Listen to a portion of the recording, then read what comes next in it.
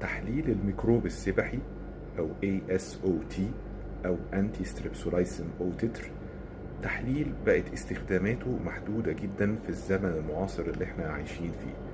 وللأسف ما زال التحليل ده بيطلب من بعض الناس لتشخيص حالات الحمى الروماتيزمية أو الحمى الروماتيزمية في القلب. من فضلكم ما تعملوش التحليل ده. التحليل ده عشان بيتعمل في حدود ضيقة جدا، وانا هنا بتكلم بالذات على البالغين، يعني الناس اللي عمرهم 18 سنة فأكثر.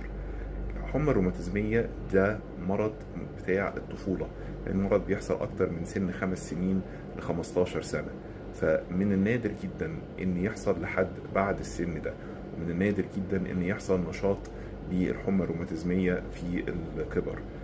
والحمى الروماتيزمية من أشهر الأعراض اللي بتعملها إنها بتعمل حاجة اسمها التهاب روماتيزمي في المفاصل أو التهاب في المفاصل. والتهاب في المفاصل مش معناه وجع في المفاصل، علشان الالتهاب الروماتيزمي في المفاصل ده ليه شكل معين أو طريقة معينة يجي بيها مميزة جدا.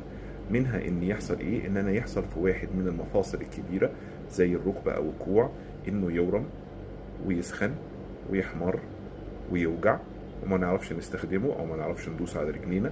يقعد الوضع ده يوم او يومين ونلاقي الفجأة لوحده اتحسن، وركبة ناحية تانية حصل فيها نفس السيناريو، او كوع تاني حصل فيه نفس السيناريو. فالمنظر بتاعه او القصة بتاعته كلاسيكية جدا ومميزة جدا، بحيث انها صعب انها تختلط علينا.